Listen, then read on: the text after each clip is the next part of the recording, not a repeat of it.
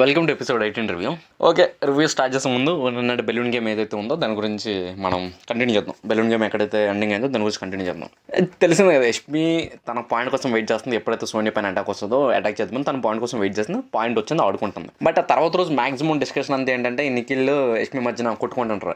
నేను మాట్లాడతానంటే నేను మాట్లాడతాను. But fact is that as a sanchalak Soni fail అయింది. ఇది ఓపెన్ స్టేట్మెంట్. నాగార్జున గారు సండే డిస్కస్ చేస్తారో తెలియదు కానీ ఓపెన్ స్టేట్మెంట్. బయట ఉన్న బెలూన్స్ తన లోపల లేదు. ఒకవేళ ఇతను ఎవరైతే ఉన్నారో అబ్బాయి నవీన్ బయటకు వచ్చినా తను బెలూన్స్ పక్కన కొట్టలేదు. సో యాక్చువల్లీ అసలు ఆమె తీసుకున్న పారామీటర్స్ కానీ అండ్ ఒంటి పైన బెలూన్ ఉన్నది కూడా అబ్బాయి నవీన్కే ఉంది. సో ఈ ఫ్యాక్టర్స్ ఏవి తనకు కన్సిడర్ చేయలేదు. బట్ డిక్లేర్ చేస్తుంది అనమాట నిఖిల్ తన విన్నర్ అని. నేను మొదటి నుంచి చెప్తున్నా, అంటే బిఫోర్ కంటిన్యూషన్ ఆఫ్ ఏదైతే మన రివ్యూ ఉందో మొదటి నుంచి చెప్తున్నా, ఈ వీక్ కానీ నిఖిల్ కానీ ఫ్లిప్ అయ్యాడో తన గేమ్ మారిపోయినట్టు అని చెప్పా. ఫ్లిప్ అయ్యాడు చెప్తా. ఈ రోజు డిస్కషన్ అదే ఉంది. ఫుల్ చెప్తాను, ఫుల్ హీటెడ్ డిస్కషన్ ఉంటుంది ఈరోజు. అదైతే ఓపెన్ స్టేట్మెంట్ నేను ఇస్తాను. ఫుల్ డిస్కషన్ ఉంటుంది, ఓపెన్ హీటెడ్ డిస్కషన్ ఉంటుంది. సో ఇదంతా పక్కన పెడదాం.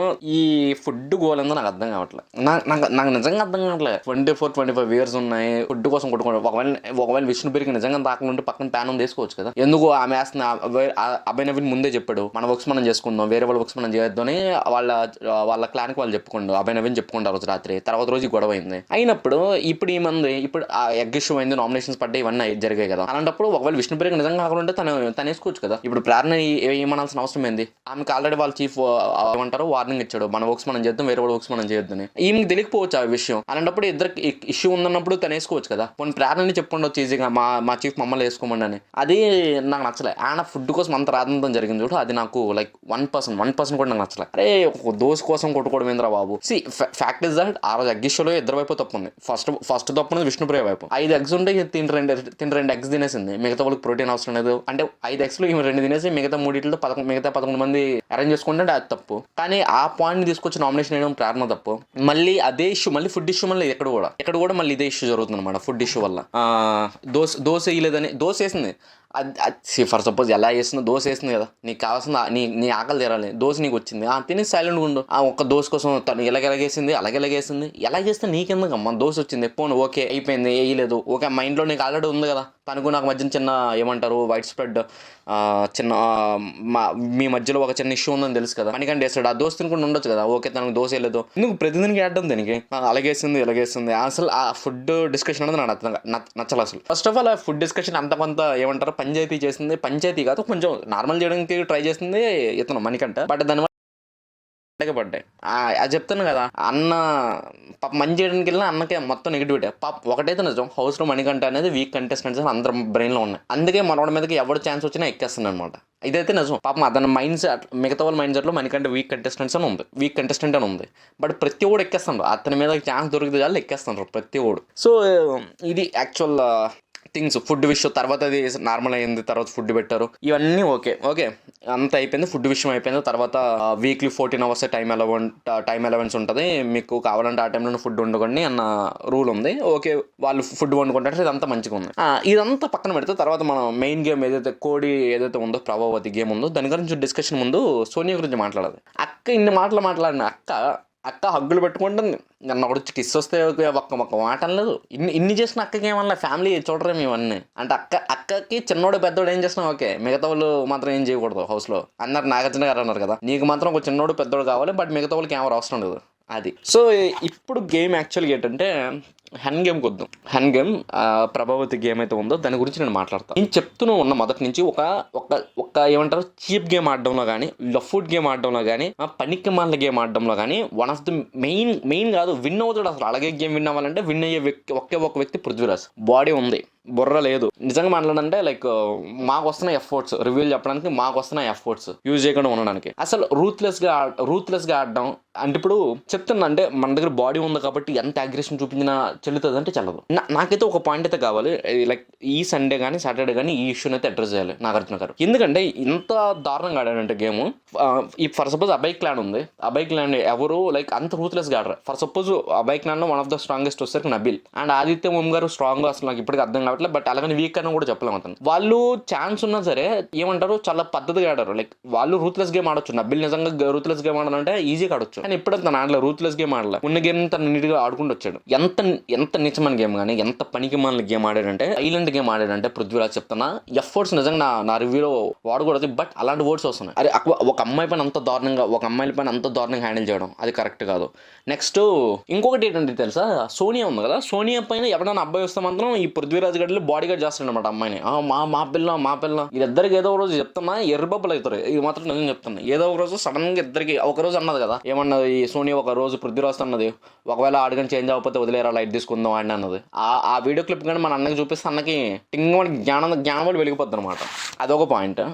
ఎవడు ఇప్పుడు ఫర్ సపోజ్ మణికంఠ నాకంగా అడిచేస్తుండ అసలు, లైక్ లిటరల్ అడిచేస్తుండు. అండ్ ఇంకోసారి ఆదిత్య ఓం గారు వెళ్తే ఆదిత్య ఓం గారిని మెడపట్టుకుని లాగేశాడు అక్కడ సోనీ దగ్గర ఉంది. ఎంత నీచమని, ఎంత దారుణమైన గేమ్ ఆడుతున్నాడు పృథ్వీరాజ్ చెప్తున్నా. గేమ్ ఆడుతున్నా మరీ అంత దారుణం. ఎందుకంటే ఒక్కనొక ఛాన్స్ లో ఆదిత్య ఓం గారికి ఛాన్స్ ఉంది తను లెగ్గ పట్టుకుని లాగడానికి, బట్ అది తినప్పుడు అలా చేయలేదు. ఒక లెగ్గ పట్టుకుని ఈజీగా లాగవచ్చు ఆదిత్య ఓం గారు, బట్ ఎప్పుడు అతను ఆ గేమ్ ఆడలేదు. అంత సైలెంట్గా నీట్గా ఆడాడు గేమ్. ఆ లెగ్ నిజంగా గట్టిలో అయితే మనోడు కొట్టగలి తెగిపోతే చెప్తున్నా, అంత ఛాన్స్ ఉంది, కానీ అతను గేమ్ ఆడలేదు. అలాగా ఎంత నీచం, ఎంత దారుణమైన. ఏంటంటే నిఖిల్ నేను చెప్తాను, నిఖిల్ కూడా ఎంత దారుణమైన గేమ్ ఆడుతుందంటే, లిటరల్ చెప్తాను, బాడీ ఉంది కాబట్టి ఈ పృథ్వీరాజ్ గాడు నిఖిల్ గాడు ఫుల్ ఓవర్ యాక్షన్. అండ్ ఒకటి చెప్తున్నా, నిఖిల్ గాడు చెప్తున్నా, బాడీ లేకపోతే ఆడికి అసలు మైండ్ యూజ్ చేసేంత క్యాపబిలిటీయే లేదు. చెప్తాను కదా, అన్నకి మైండ్ లేదు, బాడీ ఉందంతే, బాడీతోనే ఆడతాడు గేమ్. మైండ్ అనేది 1% లేదు అన్నకి. పక్కడికి ఏమైనా హట్ అవుతుందా, లేకపోతే ఆడికి ఏమవుతుందా, ఈడికేమవుతుందా అసలు లేదు. పృథ్వీరాజ్కి నిఖిల్కి అసలు లేదు. అసలు చెప్తున్నా, యాక్చువల్గా నిఖిల్ ఈ క్లాన్లోకి వచ్చిన తర్వాత మేబీ నిఖిల్ ముందు క్లాన్లో సైలెంట్గా ఉండడానికి పాయింట్ ఏంటంటే అతను క్లాన్ వీక్ ఉందేమో, అది కూడా మనకు తెలియదు కదా. ప్రీవియస్ వీక్లో నిఖిల్ క్లాన్ కూడా చిన్నదే. ఒకవేళ ఉన్న అందరు వీక్ కంటెస్టెంట్స్ ఉన్నారు. సోనియా వీక్ కంటెస్టెంట్స్, లేకపోతే ఇతను బేవక్ వీక్ కంటెస్టెంట్, మనీ వీక్ కంటెస్టెంట్స్, వీళ్ళు అడుగురే ఉన్నారు. సో మేబీ అన్నకప్పుడు ఛాన్స్ లేదేమో అన్న నిజంగా విజృంభించడానికి. ఎందుకంటే అన్నను మనం మొదటి 2 రోజులు చూసాం ఫుల్ డామినేటింగ్ ఉంటే, బట్ ఇప్పుడు మళ్ళీ ఫుల్ డామినేషన్కి వచ్చాడు. మొన్నటి వరకు సైలెంట్గా ఉండే. మొన్న అన్నారు కదా వాల్యూస్ ఉన్న గేమ్ ఆడుతున్నాం అని, మరి ఈ రోజు సడన్గా ఇప్పుడు అన్నకి ఏమైంది, అందరిని తోసేస్తాను. మణికంటే ఇసిరేసాడు, ఆడికి దెబ్బలు తగిలినాయి. సోనీ దగ్గరికి ఎవరైనా వస్తే ఈ పృథ్వీరాజ్ గడు ఏదో పెద్దోడు చిన్నోడు, పెద్ద చంటి సినిమాలో వాళ్ళ అన్నయ్యలా కాపాడుతాను రాడిని.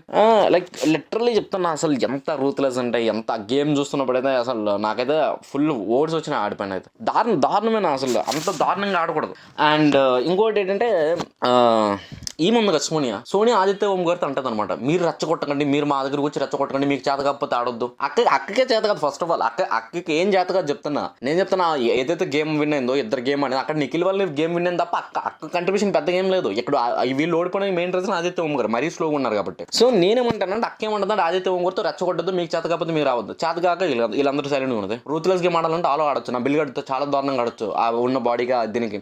ఆదిత్య ఓం గారు నిజంగా చాలా వాడొచ్చు. అండ్ పృథ్వీరాజ్ గడికి మినిమం కాంపిటీషన్ ఉండాలి. ఆదిత్య ఓం గారు చాలా పెద్దోళ్ళు అయినా అతనికి మినిమం ఇంత రెస్పెక్ట్ కూడా ఇవ్వకుండా గేమ్ ఆడుతున్నా. ఎంత అసలు చెప్తాను, అసలు ఎంత దారుణం అంటే, అసలు నిన్న గేమ్ అయితే నేను చెప్తున్నా, ఒకవేళ నిఖిల్ క్లాన్ విన్ అయ్యి ఉండొచ్చు, బట్ ఫ్యాక్ట్ ఇస్ దట్ మరీ అంత రూత్లెస్ గా ఆడకూడదు. ఇక్కడ ఫ్యాక్ట్ ఇస్ దట్ ఏమంటారు, యాజ్ ఎ మెన్ టెస్ట్ ఉంటాయి, లెవెల్స్ ఉంటాయి, హార్డ్ గా ఆడాలని గేమ్ ఉంటుంది, బట్ ఎవరి పైన హార్డ్ ఆడాలని కూడా తెలియాలి కదా. పృథ్వీరాజ్ లిటరలీ విత్ లేడీస్ తో కూడా అలాగే ఆడాడు గేమ్, విత్ లేడీస్ తో కూడా అలాగే ఆడాడు. బట్ వేరే వాడొచ్చు, వేరే అమ్మాయిని దారుణంగా ఆడొచ్చు, బట్ వేరే వాడు ఎవడైనా సోనీ దగ్గరికి వెళ్ళి గేమ్ ఆడితే మాత్రం అన్న ఇసిరేస్తాం అనమాట.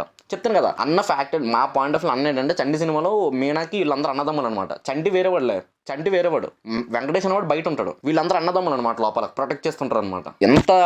ఎంత పనికిమాలిన గేమ్ అంటే అదే చెప్తున్నా, దారుణం అసలు. ఓపెన్ చెప్తున్నా, నాగార్జున గారు సండే కానీ ఈ ఇష్యూ కానీ అడ్రస్ అయిపోతే అది ఇంకా చెప్తాను ఆగడు అసలు. ఆడు సండే కానీ వార్నింగ్ పడకపోతే వాడు ఆగడు. చెప్తాను అంత దారుణంగా ఫిజికల్ గేమ్ ఆడటం అనేది అది నిజం చెప్తాను, దారుణం అసలు. అంత దారుణం. లైక్ లిటరల్లీ అంటే ఓకే, ఇప్పుడు జెంట్స్ ఆడాడు, ఆదిత్య ఓంతో ఆడాడు, లేదంటే అభయ్ నవీన్తో ఆడాడు, లేదంటే నెబెల్తో ఆడాడు, well and good. Along with లేడీస్తో కూడా అతను అలాగే ఆడుతున్నా. ఇదో అసలు చెప్తున్నా, విన్ అయితే వీళ్ళు విన్ అయ్యి ఉండొచ్చు, బట్ ఫ్యాక్ట్ ఇస్ దట్ అది ప్రాపర్ విన్ అయితే కాదు. నా పాయింట్ ఆఫ్ వ్యూ అయితే అసలు చెప్తున్నా, సండే కానీ సాటర్డే కానీ ఇష్యూస్ అడ్రస్ చేయాలి. అంటే అట్లీస్ట్ చెప్పాలి, నువ్వు అంత రూత్లెస్గా ఆడొద్దు, అంత వైలెంట్గా గేమ్ ఆడొద్దని. ఈవెన్ ప్రాణ్ వచ్చి నువ్వు అంత ఇదిగా ఆడుతున్నావని ప్రతి వాళ్ళు ఆడుతుంటే, సోనియా మాత్రం లైక్ మీరు రెచ్చగొడుతున్నారు మమ్మల్ని. రెచ్చగొట్టడంలో అక్క కన్నా ఇంకెవరు బాగా ఆడలేరు చెప్తాను, అంత బాగా రెచ్చగొడుతుంది అక్క. అండ్ ఇంకో పాయింట్ ఏంటంటే, నేను యష్మి ఫుల్ సపోర్ట్ చేస్తుంది అభయ్ నవీన్ క్లాన్కి, బట్ నా పాయింట్ ఆఫ్ వ్యూ, నా అనాలిసిస్లో పాయింట్ ఏంటంటే, ఒకవేళ యష్మి కానీ అవతల వాళ్ళ క్లాన్లో ఉంటే ఫుల్ వాళ్ళకి సపోర్ట్ వస్తుంది. ఫ్యాక్ట్ ఇస్ దట్ నేనే నేనేమంటానంటే like you cannot believe Yashmi. తను ఏంటనేది మనం ఎప్పుడు బిలీవ్ చేయను, 120% మనం బిలీవ్ చేయను. అది మనం ఎప్పుడైనా మైండ్లో పెట్టుకోవాల్సి ఉంటుంది. ఎందుకంటే ఫర్ సపోజ్ మనం ఆమె గేమ్ మనం లాస్ట్ వీక్లో చూసాం, వాళ్ళ క్లాన్ స్ట్రాంగ్ ఉండేసరికి తన యొక్క మొత్తం మారిపోయి తన గేమ్ ఫాలో అవుతుంది, రూల్స్ ఫాలో అవుతుంది, ఇవన్నీ ఉంటాయి. సో యష్మి ఇటు వైపు నుంచి గట్టిగా అరుస్తున్నా సరే, అండ్ తను అరడానికి మెయిన్ రీజన్ సోనియా అటు సైడ్ ఉంది. ఒకవేళ అదే ఇప్పుడు యష్మి నిఖిల్ క్లాన్ ఉంటే మాత్రం మొత్తం తను వాళ్ళకి సపోర్ట్ చేసినట్టు మాట్లాడుతుంది. అందుకే నేను యష్మి ఏదైతే ఉందో దానిపై నేను ఎక్కువ అనాలిసిస్ చేయట్లేదు. ఎందుకంటే యష్మి ఈజీగా చేంజ్ అయిపోతుంది. తనకి స్ట్రెంత్ ఉందంటే తను ఒకలా గేమ్ ఆడుతుంది, తనకి స్ట్రెంత్ లేదంటే ఇంకోలా గేమ్ ఆడుతుంది. సో ఇది బట్ ఒకటైతే చెప్తున్నా, Prithviraj one of the worst contestant నేను చెప్తాను. ఆడంత దారుణమైన గేమ్ కానీ, అంత చీప్ గేమ్ కానీ, అంత వైలెంట్ గేమ్ కానీ, అలా మెన్స్తో కానీ ఉమెన్స్తో కానీ అంత దారుణంగా గేమ్ ఆడడం అనేది ఎప్పుడు యాక్సెప్టబుల్ కాదు. This is the end of the review.